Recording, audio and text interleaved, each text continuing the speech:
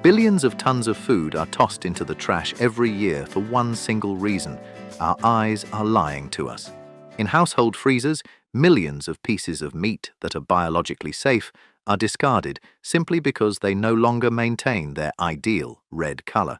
We are operating on a flawed evaluation system where color shades are mistaken for toxicity. The practical truth is that the freezer isn't a perfect pause button. It's a slow-motion chemistry lab. Meat turning grayish-brown is often just a technical marker of moisture loss or protein oxidation, not a death sentence for quality. Today, we're auditing how you perceive frozen food, so you can stop wasting your wallet on a visual deception. I am Edward, and this is QC Project Simple Things.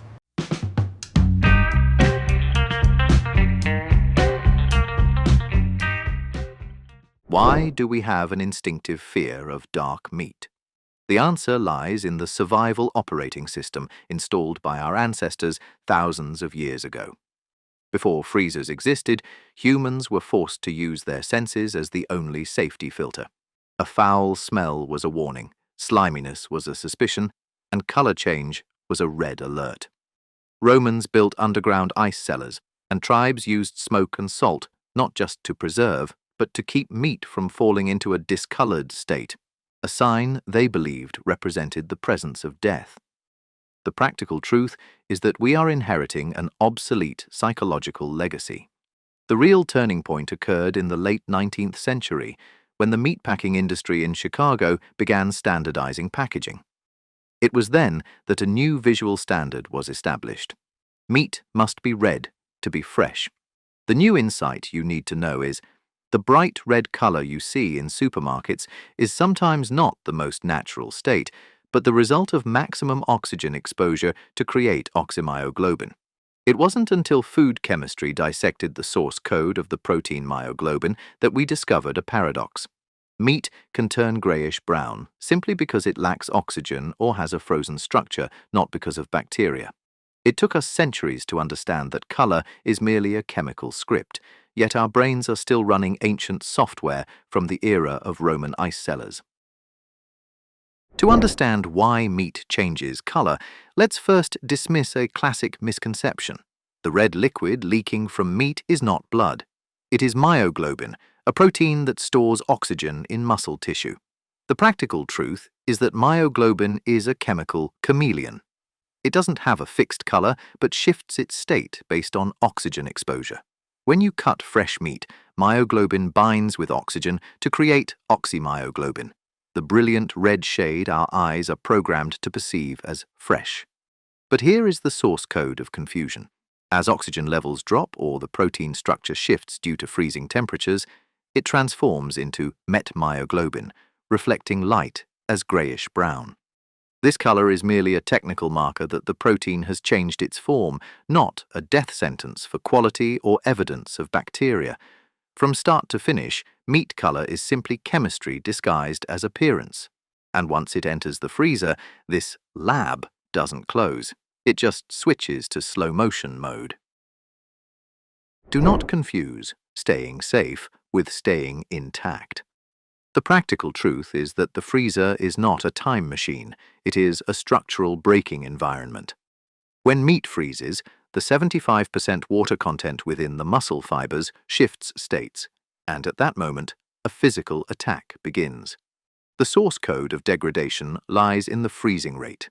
If you use a standard household freezer, the slow freezing process allows ice crystals to grow into large, sharp, microscopic needles. These needles pierce cell membranes, destroying the myoglobin protein structure. This is why you see red liquid, known as purge, leaking out during thawing. Those are the nutrients and pigments escaping because the cells were executed by ice. In contrast, industrial flash freezing systems create millions of tiny microcrystals, keeping the cells intact.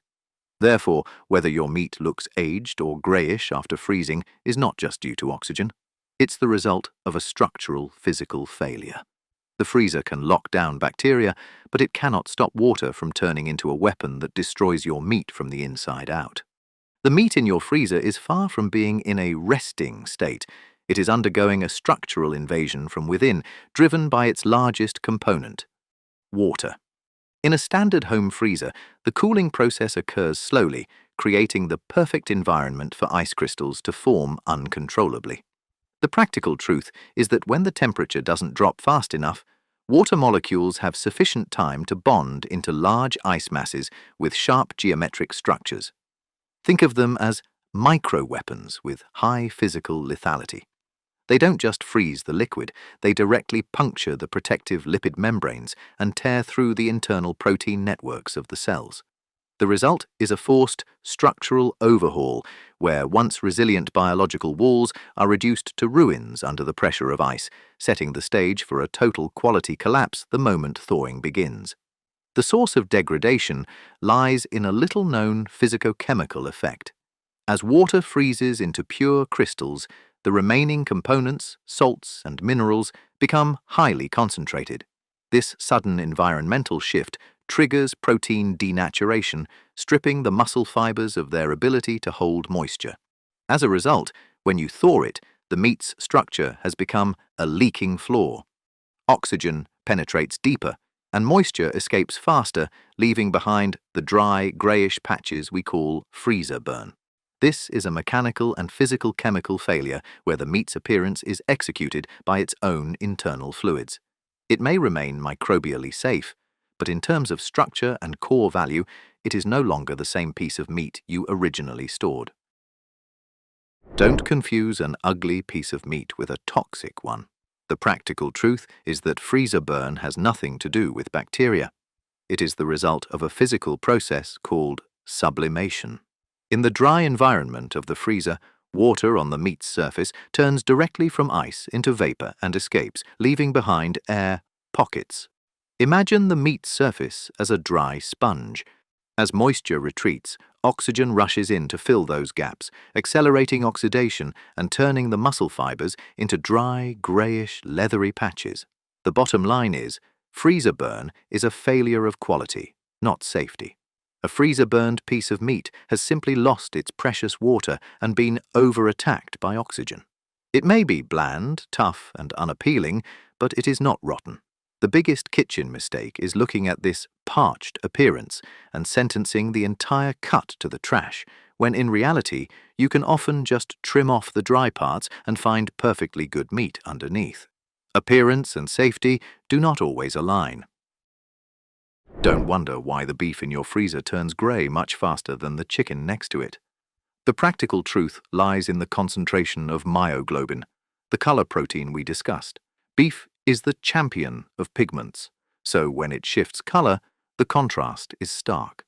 Meanwhile, pork and poultry have lower pigment levels, making their aging process subtle and harder to detect with the naked eye.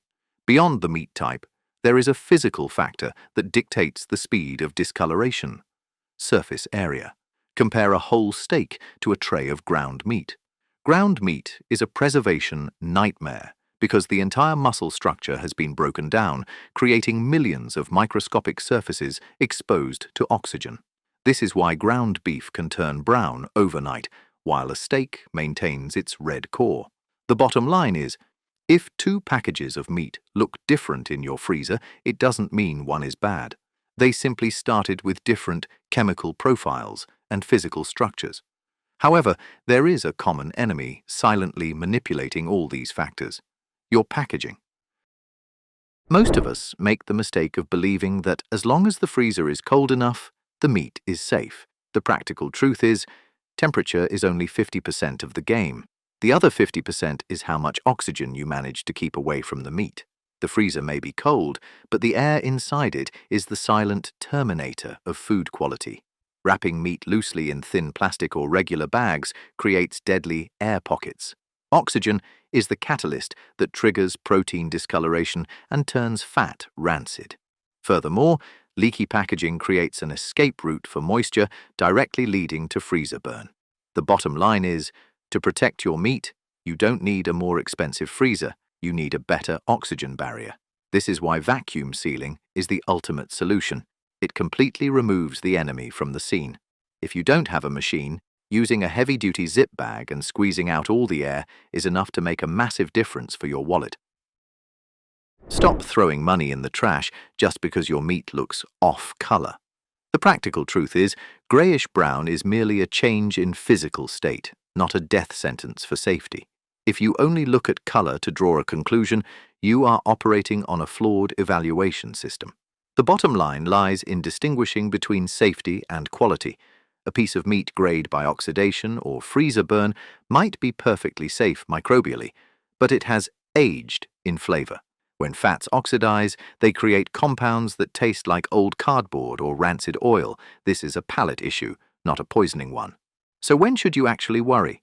Thaw the meat and trust these red alert markers instead of the color. Smell. A sour or sulfur-like odor is undeniable evidence of bacteria. Surface. A sticky or slimy film after thawing is a sign of decomposition. Mold. Any visible mold is an immediate eviction notice. The question you should ask is not, "Can I eat this?" but "Is it worth eating?" If the freezer burn is extensive, the fibers will be tough and bland. Trim off those parts and keep the core that still holds its value. Don't let a visual flaw sentence your entire wallet to the bin. I want to give you a practical tool so you are never deceived by your brain's visual shortcuts again. The 10-second rule. Next time you pull a greyish piece of meat from the freezer, don't rush to judge it. Spend those 10 seconds on the surface hue and packaging marker test. First, observe the color shade. Safe, oxygen-deprived meat will have a uniform dry grey or dull brown, the technical marker of the met-myoglobin state, a harmless chemical reaction at sub-zero temperatures. Conversely, spoiled meat will have a patchy, slimy film or white/green mold spots, the result of microbial invasion. Second, evaluate the protective barrier. If the meat is in a vacuum-sealed or tightly squeezed zip bag, choose to trust the physical chemical safety. If the packaging is loose with heavy frost buildup inside, that is a sign of freezer burn, where the structure has failed and moisture has migrated out. In just 10 seconds, you aren't just guessing based on the unappealing appearance. You're reading the DNA of the preservation process. Your palate and your wallet will never be betrayed by a deceptive exterior again, because you've learned how to hire the right personnel for your plate. So, should we continue to trust our eyes when facing the freezer? The answer is yes, but trust selectively. The freezer is not a time capsule meant to keep everything as radiant as day one. It is a harsh physical-chemical environment where color is merely a shifting script. The practical truth is that a greyish piece of meat isn't always a biological risk. Sometimes it's just a sign of a structure aging safely or a protein reaction deprived of oxygen. Don't let the glossy visual standards of the food industry reprogram your brain, causing you to discard real value over a cosmetic flaw. Learn to look through the grey exterior to see the internal chemistry. Because in the world of simple things, understanding the process is the best barrier for both your health and your wallet. Even the simplest things have deep roots that the eye might sometimes miss. If you enjoyed this story, tell us in the comments what simple thing we should explore next. Your idea might become our next episode. I am Edward, and this is QC Project Simple Things.